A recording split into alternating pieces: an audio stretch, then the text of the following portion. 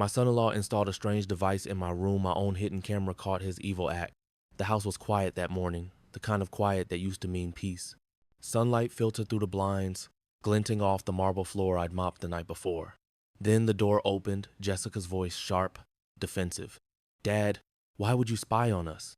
She snapped, waving the memory card I'd pulled from my hidden camera. I didn't raise my voice. I just pointed to the screen. "Explain why your husband was in my bedroom installing that," I said. The video froze on Brian's hand, placing a small black puck beneath my nightstand. Brian stepped forward, eyes cold. "You're paranoid," he said. "That was for Wi-Fi enhancement." "Wi-Fi doesn't need a microphone," I answered quietly. Jessica's face went pale, then hard. "You're ruining our family over your delusions." I stared at them both. "No," I said. "You ruined it the second you turned my home into a listening post. I guess 99% of you will hear this, sigh and scroll past, not clicking like or subscribe. Even if it only takes a second, what time is it for you, and where are you listening?" When I retired from 40 years in facilities engineering, I thought peace would sound like this: nothing but the hum of the furnace, the creak of the leather chair, and the faint clink of the spoon against my coffee mug. It took me a year after Emily passed to realize silence can be both a comfort and a test. Every label she'd written in her neat blue handwriting still clung to the file folders in the cabinet: mortgage, insurance, holidays. I dusted them once a week, same as always. Habit filled the empty spaces where her voice used to live. That morning, the sun poured through the living room window, soft and gold, glancing off the marble floor she'd chosen after months of just one more sample. I'd polished it to a mirror because that's what she liked. Clean surfaces, clean conscience. The house was steady, predictable, mine. Then the doorbell rang. Brian stood there grinning, wearing sunglasses on a cloudy day. "Dad, Emily would want us to keep you company," he said, hand on my shoulder. His cologne hit before his words did something expensive and synthetic. His sneakers left damp prints across the foyer as he sauntered in, uninvited but pretending it was kindness. "I was just fixing the Wi-Fi," he said, bending under the router shelf. "You know these old systems you gotta modernize."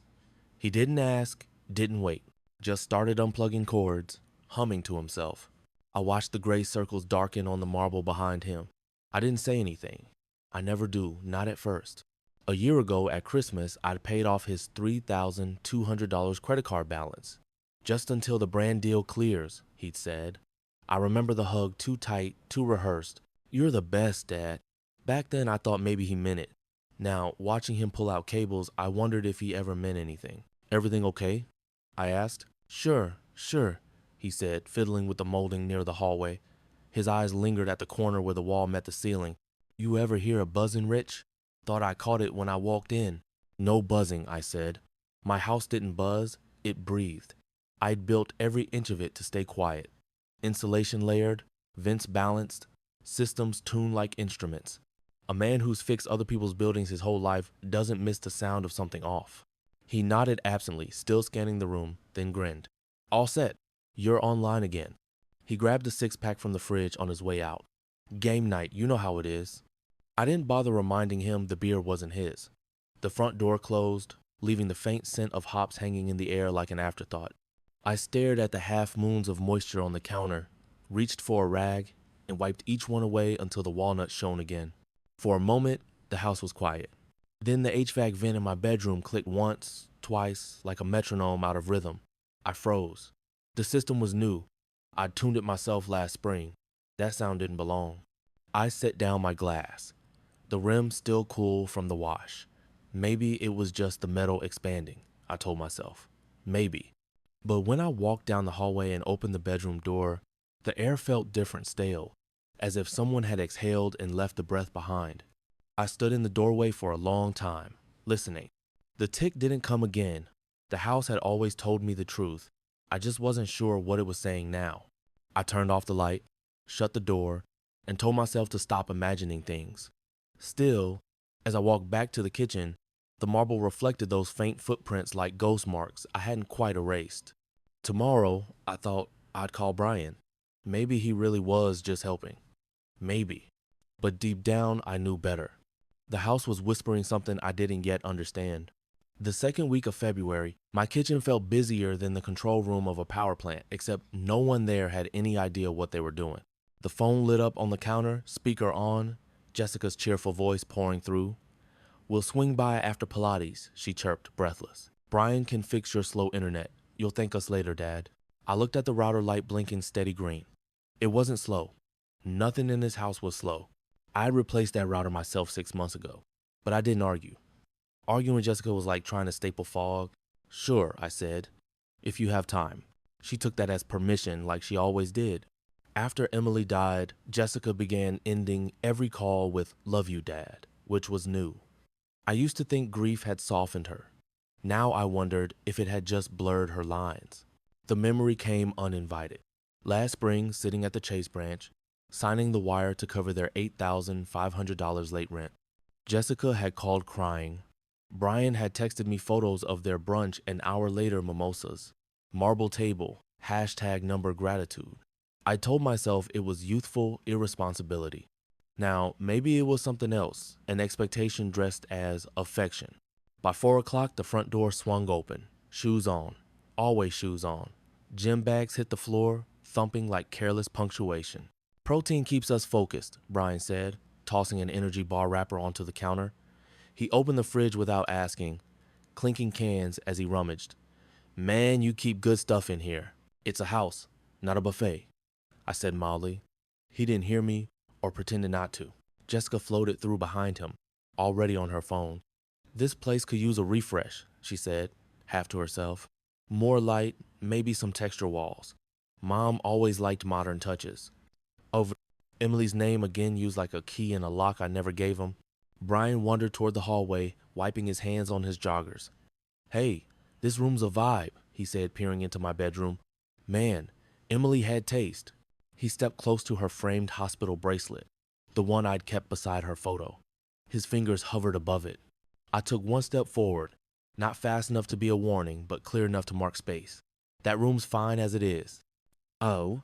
He smiled, that slick smile, the kind that sells you something you already own. "Of course, Dad, just helping." The dad landed heavier this time, like a soft mallet against bone. He turned to the curtain rod, adjusted it slightly, eyes scanning the corners again like last time. "You ever feel like this place echoes?" he asked casually. "No," I said. "I like Kiet." He laughed, that half-sincere chuckle people use when they've crossed a line and dare you to call them on it. "Emily hated seeing you lonely, you know," he added, patting my arm. "Why don't I set up a little caregiver routine help around? Check in more. I can schedule it, make sure you're not by yourself so much." I stared at his hand, then at his face. "That's generous," I said evenly. "Let's talk about it later." But in my head, I was already cataloging every word, every gesture. Agreement wasn't ownership. As they moved from room to room, chatting, opening drawers, I slipped my old iPhone from the side table. Battery cracked, memory nearly full, but it could still record. I set it face down on the kitchen island. Microphone pointed their way. Jessica's voice carried down the hall, bright and careless. "Babe, we could totally film something here. Dad's aesthetic is retro cozy." Brian laughed. "Yeah, we'll make him a TikTok star." I busied myself rinsing a cup, keeping my voice level. "If you're changing anything," I said, not turning around, "tell me." "Of course, Dad," Brian replied. Too smooth, too quick. The kind of answer that slides right over a ledge and doesn't make a splash until it's too late. When they finally left, the house exhaled. I leaned on the counter, palms flat, feeling the faint tremor of something shifting power, trust, the shape of peace. When a man keeps mentioning your loneliness, he's not comforting you. He's measuring where to put the furniture, his, not yours. Tomorrow, I suspected they'd be back. And next time, they wouldn't come empty-handed. The following Saturday started with a knock that came too early for courtesy. I opened the door expecting Jessica or a delivery, but there stood Brian with his trademark grin and a half-hearted wave. "Just a few friends, Dad," he said, lifting a case of beer like it was an offering to a god he didn't believe in. "We'll be ghosts, promise." As relief, behind him a line of strangers waited 2, then 4, then 8. I caught a whiff of cologne so thick it drowned out the faint lemon oil I'd used that morning to polish the baseboards. One of them dragged a red cooler straight across my marble floor, the scrape loud enough to make my jaw tighten. The sound stayed in the air, sharp and ugly, like a crack in glass you can't unsee. Nice place, one of them called. Old school craftsmanship. 40 years union, Brian said proudly, clapping me on the shoulder as if my life's work was a punchline to his story. My father-in-law's a legend. Laughter filled the hallway, thumbs tapped on phones, someone took a video, my irritation settled behind my ribs, heavy and quiet. I'd spent decades working on systems where every screw mattered. Now, a man who couldn't hang a picture straight was giving tours of my precision. The fridge door thumped open. "We'll pay you back on Venmo," one of them said, cracking a can. Another popped open a Tupperware I labeled Leftovers Wednesday. "Make yourselves comfortable," I said evenly. Though my voice came out thin, they took it as welcome. I counted them 8. Not a few. Not even close. Their voices blended into a blur of beer breath, Bluetooth speakers, and laughter that didn't belong to this house. Jessica arrived an hour later, all smiles and oblivion. "They just needed somewhere chill," she said, kissing my cheek as if affection could sanitize entitlement. "Did you ask?" I managed. She blinked, offended by the question. "You don't mind, do you? It's just one night." I said nothing. Silence was safer. Anger too easily got misquoted when the audience was family. While they laughed in the kitchen, I slipped away to my study. The desk drawer clicked open. Inside, the new thumb-sized camera I'd ordered from Amazon 2 days earlier gleamed like a tiny piece of truth. I set it on the middle bookshelf, lens facing the hallway that led to my bedroom. Chest height, perfect angle. The law likes evidence, not emotion. I checked the feed on my laptop Clearview, timestamp running. Then I locked the drawer again and returned to the living room. The marble was already smudged, faint arcs of dirt leading from the foyer to the kitchen island. I fetched a soft cloth, knelt, and wiped each mark, one at a time. The motion was almost meditative. Every scuff erased felt like reclaiming a fragment of dignity. Brian noticed. "You don't have to clean, Dad. We're good." "I know," I said, polishing harder. By sunset, the crowd drifted out, leaving half-empty bottles and a stack of plates in the sink. The house smelled of beer, sweat, and fried something. The kind of smell that clings to fabric and pride. When the last door shut, I sat in my leather chair and played back the camera feed. The hallway appeared empty still, harmless. I almost stopped the recording. Then movement, a blur. Brian stepped into frame. He looked around, smirking, then glanced up at the ceiling vent above my bedroom door. His lips moved, but no sound came. He ran a hand along the molding, then disappeared from view. The frame froze on his smirk. I leaned back, the old chair sighing beneath me. The marble beneath my feet gleamed again, spotless but colder somehow. If he wanted to measure my house, I'd measure him back. By March, my house no longer sounded like itself. It pulsed. At noon, the subwoofer thudded through the wall's base so heavy the picture frames trembled against the plaster. I texted Jessica, "Please keep it down." She sent back 3 pink heart emojis and a photo of herself pouting beside the speaker. Nothing changed. I sat in my study with the blinds drawn, counting the seconds between each vibration. The sound of a house being disrespected is different from simple noise. It's rhythmic, entitled. Every thump said, "We belong here more than you do." In the kitchen, the olive oil hissed in the pan. Jessica's voice floated over the noise. "Your olive oil is top shelf, Dad." She laughed, phone held high, recording herself like a host on a cooking show. "We're doing Sunday family feasts," she said into the camera. "Brunch at Dad's Classic." I heard Brian's voice in the background. "Get the light right, babe. More rustic, less sad." My jaw tightened. I imagined Emily watching this, seeing her kitchen turn into a backdrop for strangers chasing followers. She'd spent 20 years saving for that marble countertop. They turned it into a prop. That night, when they finally left, I replayed the hallway footage on my laptop. At 2:37 p.m., the camera caught Brian crouching at the HVAC return near my bedroom, fingers tracing the screws like a mechanic inspecting a leak. His movements were deliberate, not curious. He counted 1, 2, 3, 4, and then glanced up, scanning the ceiling line. I paused the footage and leaned closer. The smirk again. Always the smirk. I didn't sleep that night. Around 11 p.m., I got up, went to the garage, and cut a small strip of painter's tape. Pale blue, easy to miss. My engineer's tripwire.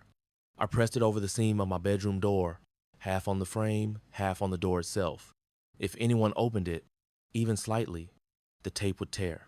At dawn, I checked. Torn clean down the middle. No wind could have done that.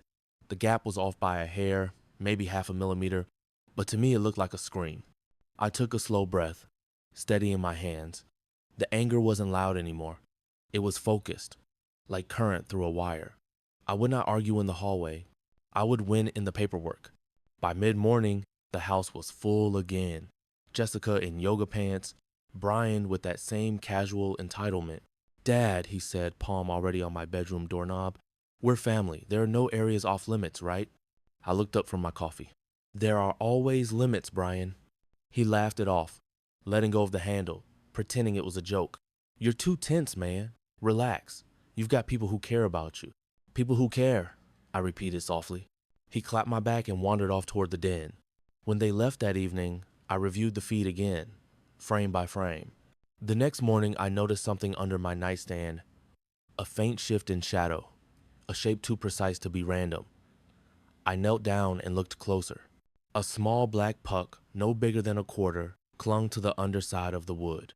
Sleek, matte, not dust. I carried it to the light and saw the faintest green LED blink twice, like a heartbeat. On the footage from the bookshelf camera, the timestamp read 9:43 a.m. Brian, alone in the room, crouched under my nightstand. He pressed something in his hand, leaned forward, and double-tapped it with his thumb. The lens caught his face clearly, this time smiling as if he'd just solved a puzzle. I closed the laptop and sat still, listening to the house breathe. The air was clean, filtered, mechanical.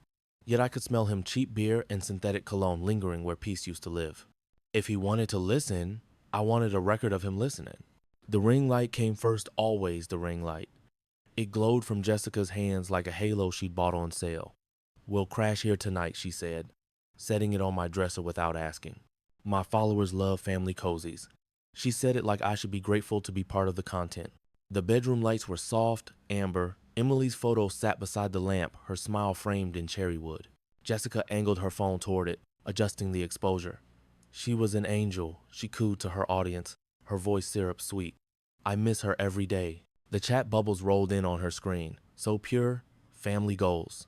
I stood in the doorway, watching her choreograph grief for strangers. "She'd be happy to see us all together," Jessica said. No, I thought.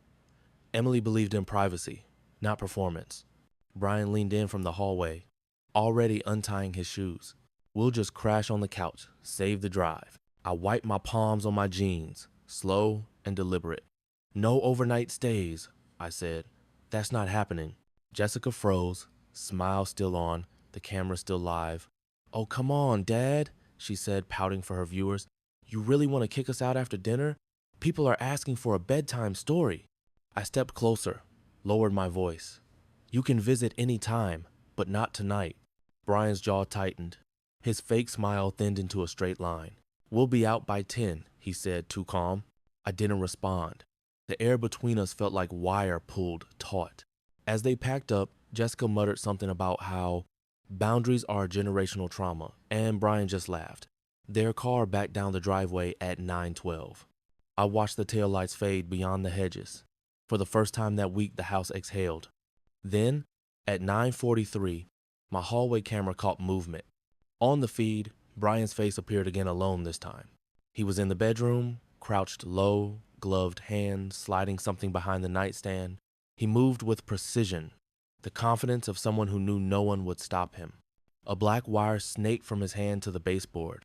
He looked up once, toward the door, then reached under, pressing his thumb against something small. Freeze frame. A green LED blinked once, like an eye-opening. I stared at the screen, pulse steady but cold. A flash of memory struck 2 years ago, at Chase Bank, signing a $25,000 wire to cover their first home's down payment. Brian had insisted it was a temporary boost. Jessica had called it an investment in their future. I told myself that's what fathers did, help their children start right. Now that same generosity had become permission in their minds, a debt they thought I still owed. I stood, walked down the hallway, and entered the bedroom. The air felt disturbed, unsettled. Emily's photo caught the light from the street outside, her smile soft, almost apologetic. I picked it up, my thumb brushing over the glass where her bracelet shimmered faintly. My hands trembled. Not from weakness, from recognition. I'd seen corrosion like this before in machinery, slow, silent, inevitable, if not cleaned early. I set the photo face down on the nightstand. For the first time in my life, I couldn't look at her. The house that had been our sanctuary was becoming a crime scene. In the distance, a car door slammed. Laughter. Probably theirs. I turned off the lamp, sat on the edge of the bed, and listened. The faintest click something electrical, repeating every few seconds. I memorized its rhythm. Some people test rules looking for a no. Brian hunted for silence to exploit. But he just found something else. Instead, my patience running out. It started with a vibration in the vent above my desk, faint but distinct. Voices traveled easily through the ducts in this house, a design flaw I'd never thought to correct. That night, the voice wasn't a stranger's. It was Brian's, muffled by the thin sheet metal but unmistakably confident. 15, maybe 20, he said. Bio B. The old man's got great speakers. Tonight we go big, rich is chill. Chill. That word landed like grit between gears. I leaned back in my chair, staring at the air vent. He was planning it right here, in my house. Speaking of me in the past tense, as if my patience had already been signed over to him. I opened my notebook, the same one I used for maintenance logs, back when I managed the power plant and wrote the time, 7:14 p.m., the words, vent conversation, possible party planning. By 8, I was in the car, driving toward the Best Buy on Main Street. The fluorescent aisles were loud with weekend energy teenagers laughing, televisions flashing, but my mind was quiet, methodical. I bought 2 micro cameras, cash, no membership number, no questions. Back home, I set to work. The first camera went on the entryway bookshelf, angled toward the door. The second, tucked into the molding above the living room lamp. Both motion activated, both feeding into the same encrypted folder. Then I opened a manila envelope and wrote, in block letters, evidence private. Inside, I placed a USB stick with timestamps from the previous recordings and a few printed stills Brian's hand on my bedroom molding. The faint green blink of the black puck under my nightstand. I slid the envelope into the bottom drawer of the filing cabinet, under Utilities 2017-2019. I could almost hear Emily's voice. Be thorough, Rich. Details protect the truth. At 8:12, I texted my attorney, Carla Ruiz, might need a consult on trespass divided by harassment. Her reply came within minutes. Document. Don't confront. Call 911 if they refuse to leave. Carla never used unnecessary words. Neither did I. The house was still now, humming low, ready. I wiped the marble floor one last time, the cloth moving in slow circles. It reminded me of sterilizing a workbench before a repair, removing dust, oil, hesitation. If chaos was coming, I would meet it prepared. At 8:45, headlights swept across the driveway. Voices followed, distant at first, then closer. Laughter. The jingle of bottles. I turned on the hallway monitor, the camera feed bright on the screen. The doorbell rang once, then twice, and before I could reach it, Brian's voice filled the foyer. Doors open. Come in, guys. I watched through the lens as bodies poured inside, first 5, then 10, then a flood. Jackets, beer cases, perfume, and noise. My living room, Emily's favorite place, became a hallway at a college bar. Jessica's laugh rang out, shrill and practiced. Someone turned up the music. Someone else dropped a bag of chips across the marble. I didn't move from the study. I just pressed record all feeds. At 9:02 p.m., the footage captured everything. The door yawning open, strangers crossing my threshold, Brian at the center of it, drink in hand, king of a castle he didn't own.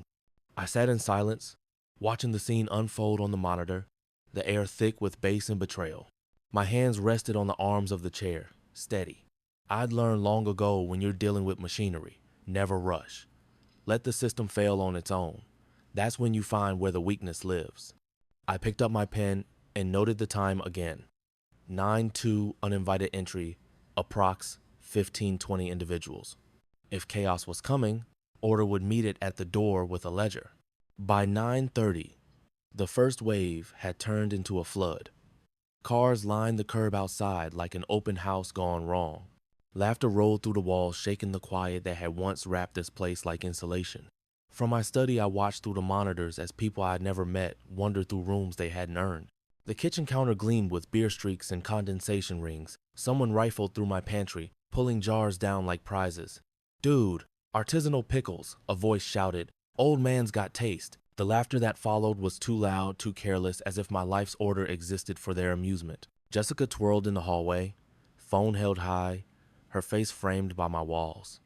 "Grandpa's vibes," she captioned it, grinning into the camera. "Can you believe he keeps everything so vintage?"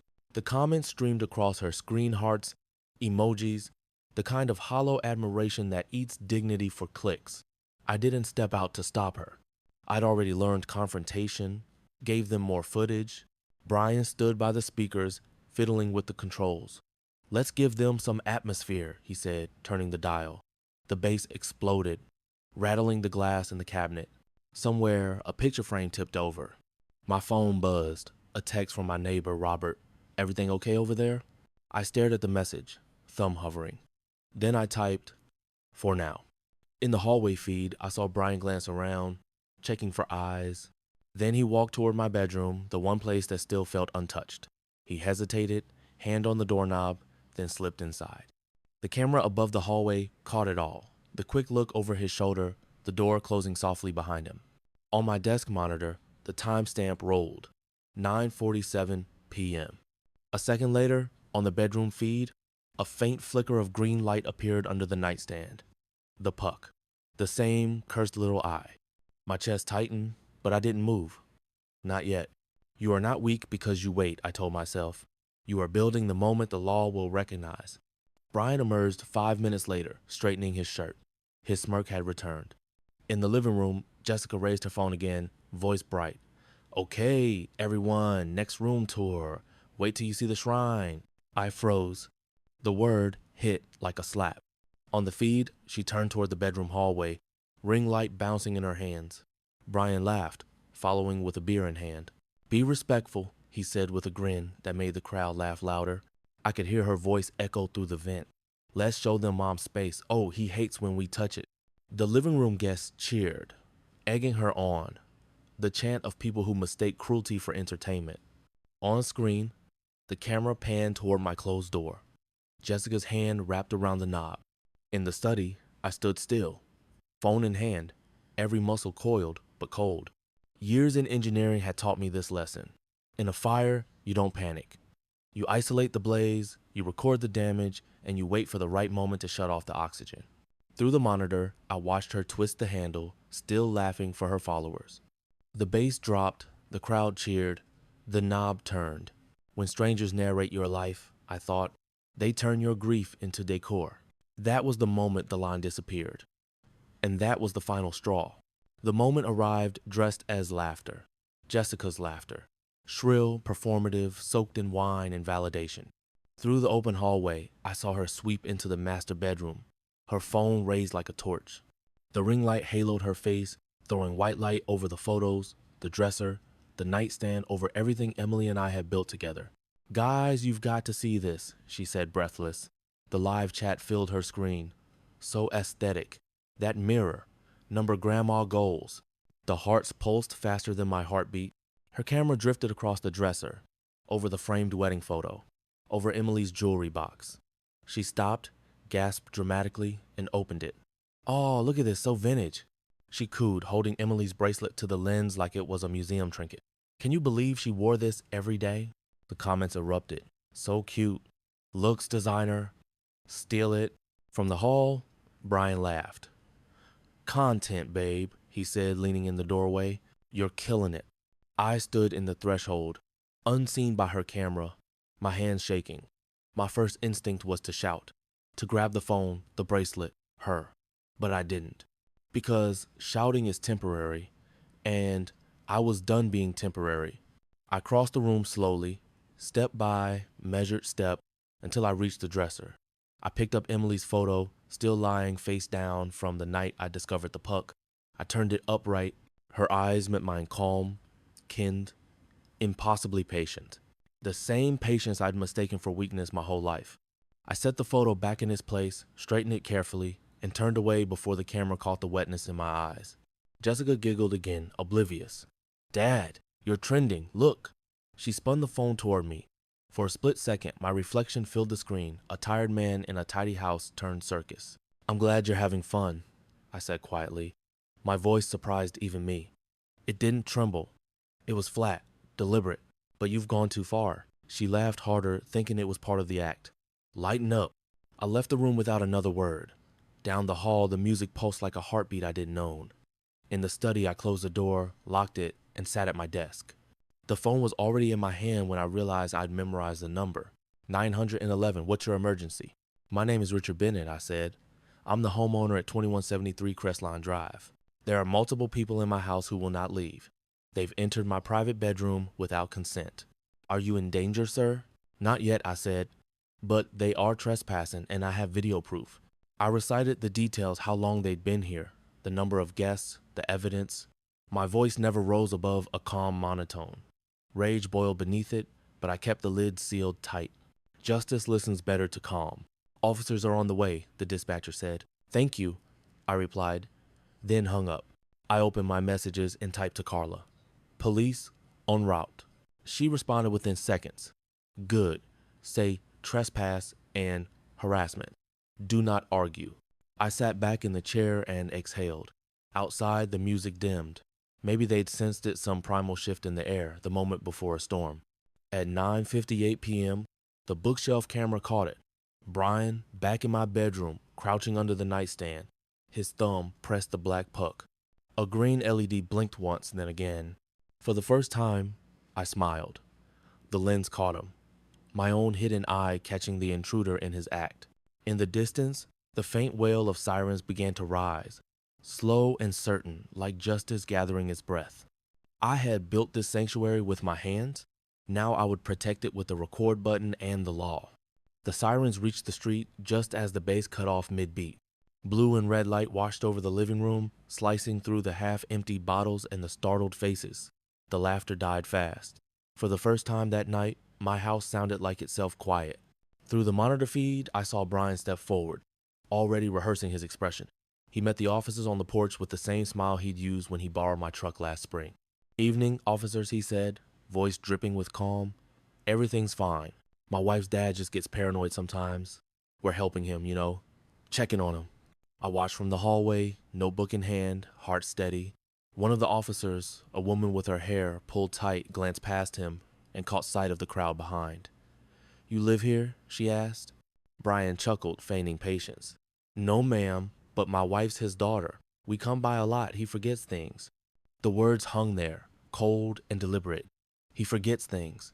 I stepped into the foyer. Not tonight, I said quietly. The officer turned to me. Sir, are you the homeowner? I handed her my driver's license and the property deed from the filing cabinet documents I placed by the door an hour before. Preparation always beats panic. She examined them, nodded once. Would you like to tell me what's happening? Yes, I said, and my voice didn't shake. These people were invited for a short visit. They refused to leave. They entered my private bedroom without permission. Brian laughed lightly.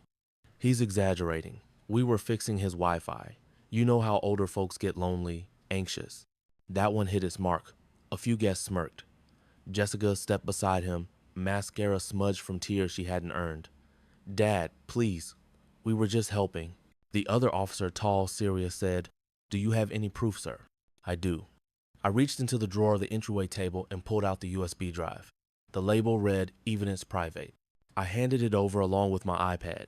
These are time-stamped recordings from my home cameras. You'll see Mr. Lawson entering my bedroom and manipulating an electronic device under my nightstand. The woman officer plugged in the drive, watching the footage in silence. The frame flickered, then settled on Brian crouched low, his thumb pressing the small black puck, the green LED glowing faintly. Brian's face drained. That's not what it looks like, he said. Jessica's voice cracked. Dad, we didn't mean... The officer held up a hand. Ma'am, please. She turned to me. Sir, would you like them trespassed formally? I looked at Brian, then at Jessica, my daughter, whose silence was a mirror of every choice that had led here. Yes, I said simply. Formally. The word landed with finality. The officers moved efficiently. Names taken, IDs copied. a warning issued that returning without permission would result in arrest. Brian tried to keep smiling, but the edges frayed. He whispered something to Jessica, who avoided my eyes. As they filed out, one of the guests muttered, "Dude, this is wild." I didn't respond. I just watched their shoes scuff across the marble, each print another layer of grime that would take time to scrub clean. When the last car door slammed and the sirens faded into the distance, I stood alone in the foyer. The clock ticked, the house inhaled. My iPad screen still glowed with the frozen image of Brian's hand on the puck. I saved the file, backed it up twice, and noted the time in my logbook. A man who spent his life repairing machines learns that justice runs on maintenance, too clean data, clear labels, steady hands. They left that night, but snakes rarely stop hissing once you hear them. It started the next morning. My phone wouldn't stop buzzing. The first message came from an old coworker. "Rich, everything okay? Saw something online." Then another, and another. I opened Facebook. There it was. A photo of me smiling, holding a fishing rod from last summer, cropped and brightened until I looked harmless, almost childlike. Above it, Jessica had written, "Please pray for our family. My father-in-law's been struggling since Mom passed. We just wanted to care for him, but he's pushing us away. Mental illness is hard. Number family first." Underneath, Brian had commented, "We love you, Rich. Always here for you, even when you're angry." The post had 100 likes already. Hearts, prayers, sad face emojis. I scrolled through the comments, the familiar names hitting harder than I expected.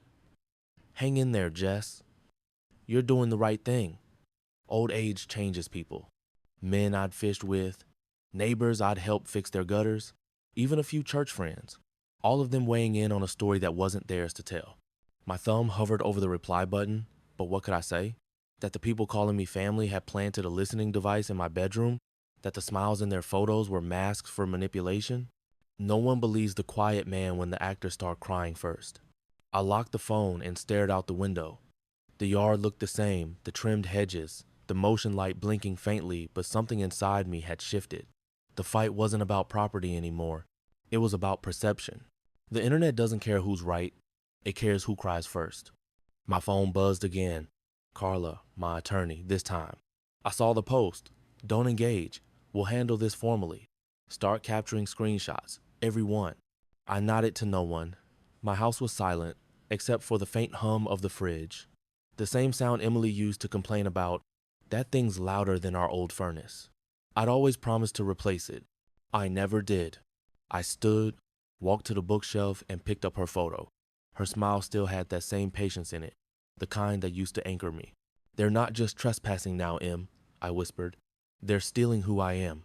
The words felt heavy, like bolts sliding into place. For 40 years, I'd built my life around things that could be measured: voltage, pressure, torque. But now I was fighting something invisible.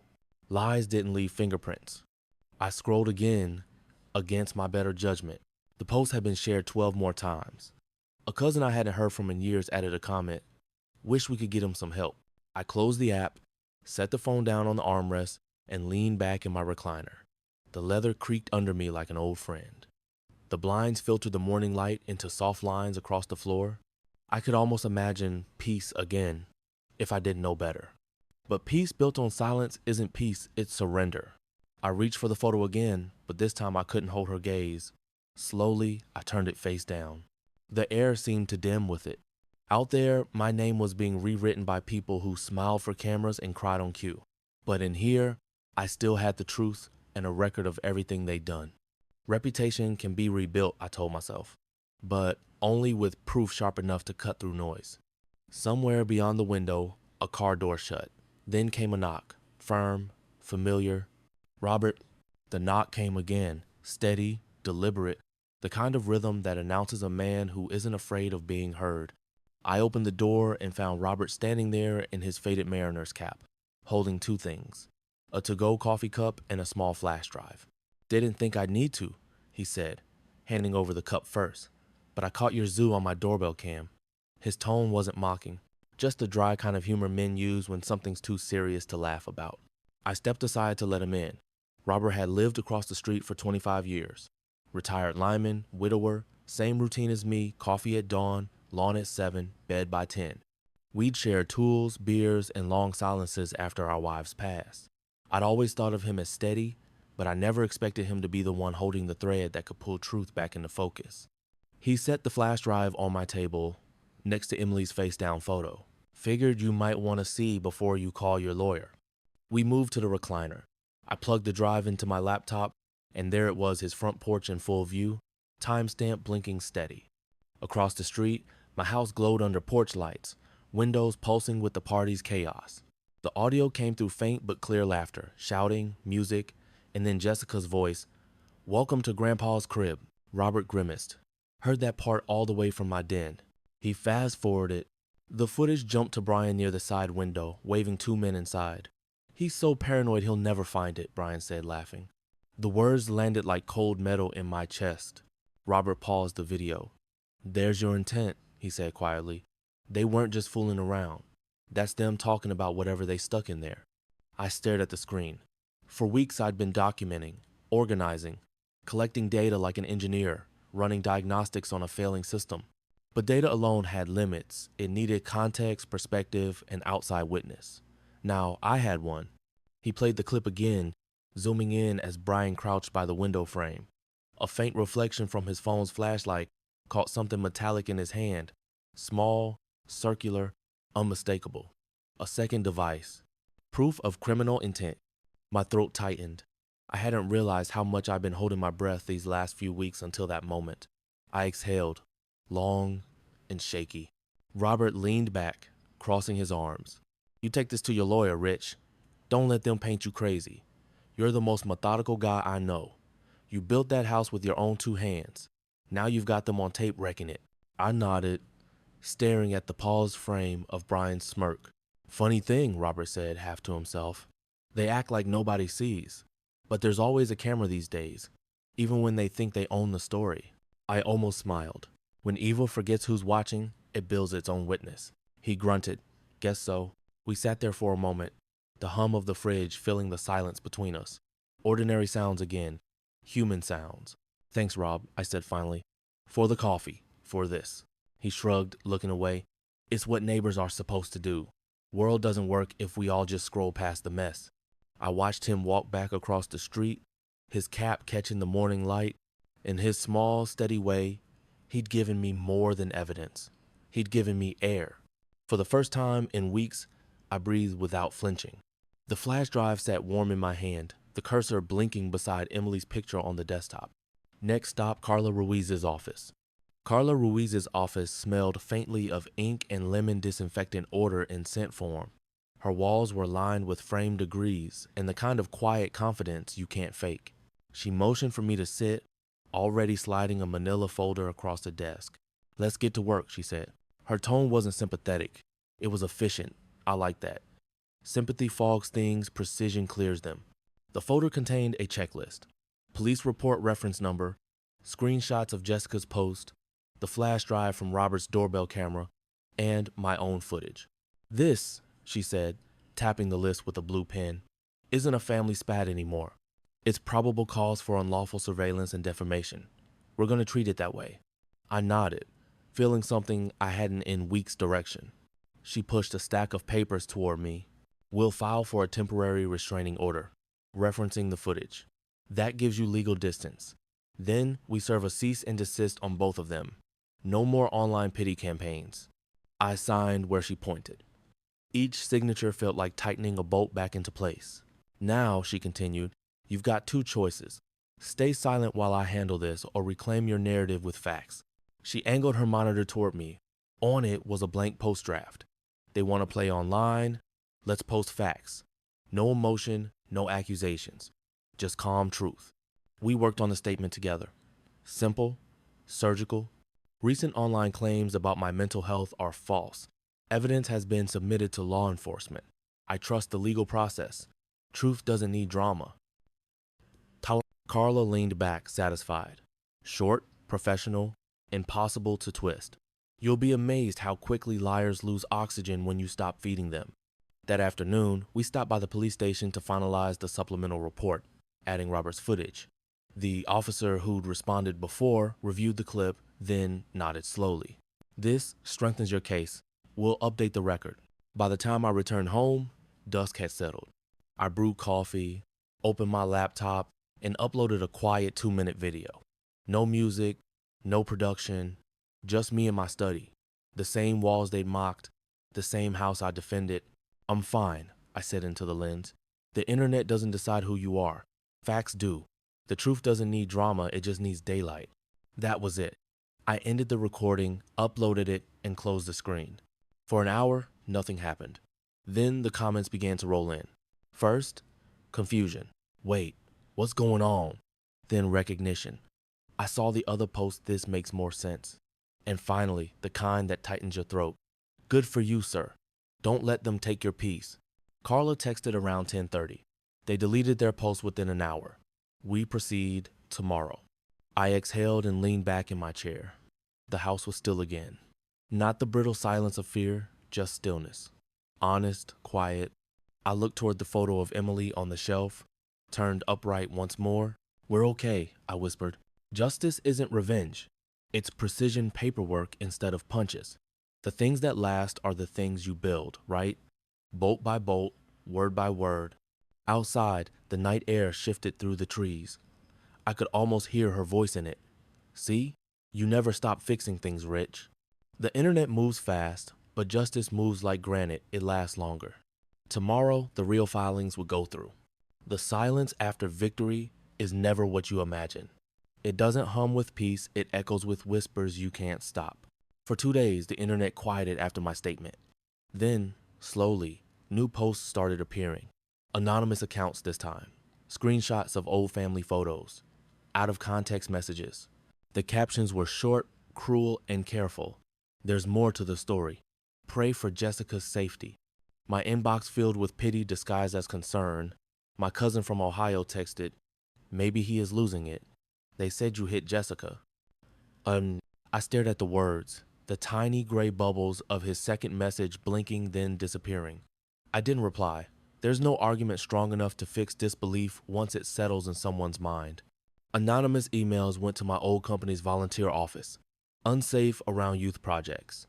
My former supervisor forwarded one, asking politely if everything was all right. At church that Sunday, the usher hesitated before shaking my hand. Mrs. Conway, who used to save me a seat, smiled too late to look natural. 2 pews back, I heard a whisper. My name. Then, family drama. By the end of the service, I decided not to stay for coffee hour. That afternoon, I sat alone at the diner off Route 9, staring at the mug the waitress kept refilling even though I never touched it. The coffee's surface had gone from steaming to flat, a film of brown oil catching the light under the flickering neon. The jukebox played something old and slow. A couple in the corner laughed softly. It felt like I was sitting behind glass, watching life go on without me. 40 years I'd spent building a reputation on steadiness, showing up, fixing things, never breaking what wasn't mine, and now one rumor, whispered just loud enough, had made the floor vanish beneath me.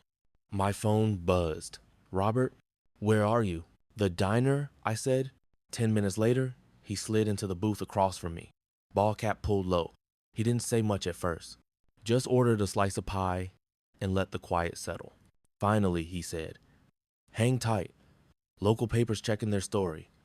I talked to a guy I know at the editor's desk. I nodded, eyes on the swirl of the Formica table. The pattern looked like waves frozen mid-tide, movement caught in solid form. They're not just lying, I said. They're trying to erase who I am. Robert's fork paused. Then we make sure the truth outlasts them. We sat that way for a long time. 2 old men who'd buried wives and now buried peace. When I got home that night, the house felt heavy. The kind of heavy you feel in your ribs, not your hands. I turned on the lamp by the recliner and stared at Emily's picture. I wanted to tell her I was tired, not of the fight, but of how dirty truth feels before it's clean. The clock ticked past midnight. I dozed off in the chair, phone resting on my chest. The next morning, it rang. Carla's name on the screen. Her voice was sharp, alive. Rich, we've got confirmation. They tampered with your bedroom vent. The lab found wiring signal relay. That's a federal wiretapping violation. For a second, I couldn't speak. Then, finally, you're sure? Positive. We're filing today. I closed my eyes. The silence they'd used to spy on me would now convict them. Somewhere deep inside, under the exhaustion, something flickered back to life. Hope didn't roar. It whispered, like air returning to a long-sealed room. Carla's email came through just after sunrise. The subject line was plain, filed case hash 23 to 4187. Inside was a single PDF, 36 pages of facts, evidence, and signatures. She copied the police report, the forensic lab analysis, and Robert's doorbell footage. Everything labeled, everything clean. The legal machine had finally begun to move. I sat at my desk, coffee cooling beside me, staring at the case number. Numbers like that used to define my days, voltage, temperature, maintenance logs. Now it defined the line between slander and truth, between the story they built and the one that would outlast them. Carla called. "You did everything right, Rich. Now we let the system do its part. I'll send you the digital acknowledgement so you can share it publicly. You're not fighting a rumor anymore, you're releasing proof." I nodded, though she couldn't see me. "Transparency heals," I said quietly. "That's the right attitude," she replied. "Post it. Facts don't need hashtags." So I did. That afternoon, I uploaded one still photo of the stamped court acknowledgement, Bennett versus Lawson et Ali, and wrote 5 words beneath it. "Transparency heals. Thank you for waiting." No long speech, no anger, just clarity. At first, nothing happened. Then, by evening, the tide turned. A Reddit thread appeared. "Remember that crazy father-in-law story? Turns out he had video proof." Someone linked the police filing. Others reposted snippets from Jessica's old live stream, the bracelet, the bedroom, the laughter. Screenshots multiplied. The same people who had once spammed hearts on her video now filled the comments with apologies. "Wait, she filmed her dead mom's stuff? This is sick. Why'd they lie?" "Mr. Bennett, if you see this, you were right." By nightfall, Brian's accounts had gone dark. His sponsorship links disappeared one by one. Jessica tried to post a shaky video, voice trembling. "We just wanted family time. We didn't mean harm." But the replies were merciless. Family time doesn't mean planting bugs. Apologize properly. He deserves peace. The irony hit hard. The same public that had swallowed their lies now dismantled them piece by piece. At 10:17 p.m., Carla texted, "Police confirmed the charges. Unauthorized recording device plus defamation. The DA's office will coordinate with me on next steps. Proud of you." I didn't feel proud. Not exactly. Just steady. Like the earth after a long quake. The next morning, I walked out onto the porch. The air was crisp, the street quiet except for a jogger and the rustle of leaves. Across the road, Robert waved, coffee mug in hand. I raised mine back. No words needed. Inside, my phone buzzed again. Notifications stacked up, but one caught my eye, a comment pinned to my post. "We're sorry, Mr. Bennett. You were right. Simple. Anonymous." But it landed deeper than I expected. Vindication doesn't roar. It exhales.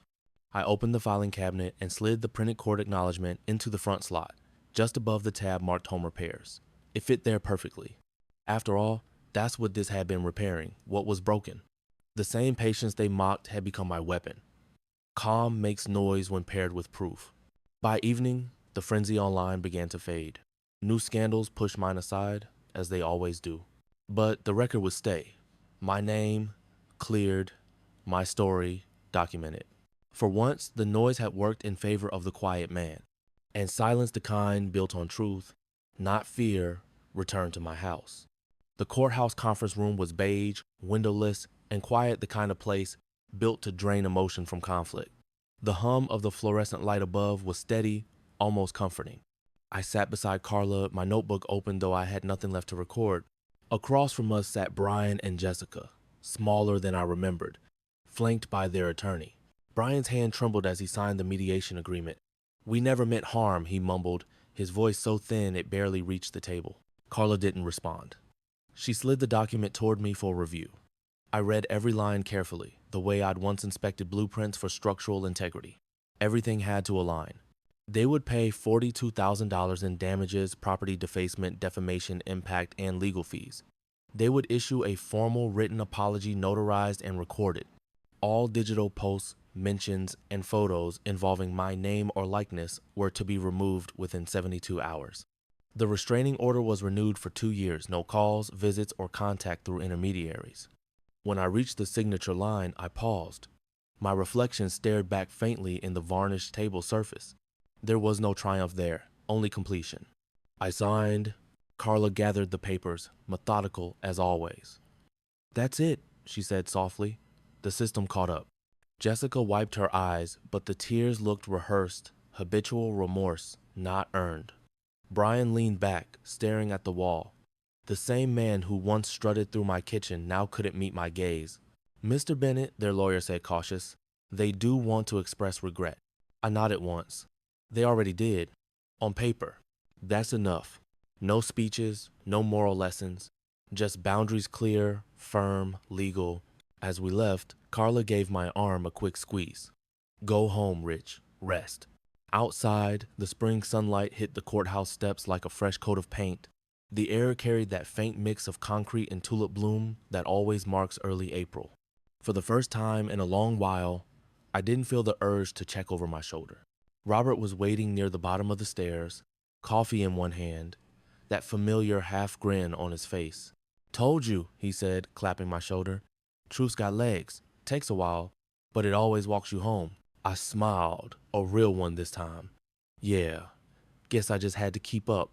We stood there a minute, two old men watching the world hurry past. No noise, no drama, just sun, paper, and the quiet knowledge that decency still had a place to stand. I walked down the steps, each one lighter than the last. The courthouse glass caught my reflection on the way out. Shoulders square, eyes steady. For the first time since Emily's death, I recognized the man looking back.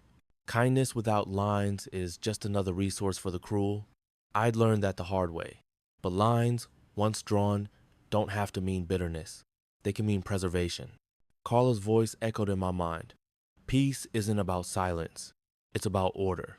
That night, I filed away the final court papers in the cabinet top drawer, right beside the folder labeled Evidence Private. I closed it gently, almost reverently, then turned off the lamp. The hum of the house was steady again, honest. Peace isn't given back, it's rebuilt inch by inch. Tomorrow, I'd open the windows and let the air move through every room. I guess 99% of you will hear this, sigh, and scroll past, not clicking like or subscribe. Even if it only takes a second, what time is it for you? And where are you listening? Morning light slides across the marble like a quiet benediction. The floor holds no footprints now, no scuffs, no shadows, just a faint sheen of effort well spent.